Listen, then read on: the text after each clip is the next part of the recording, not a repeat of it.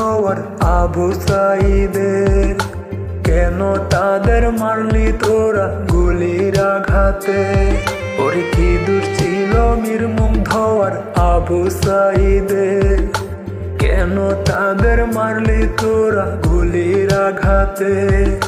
আবার যদি হয় রে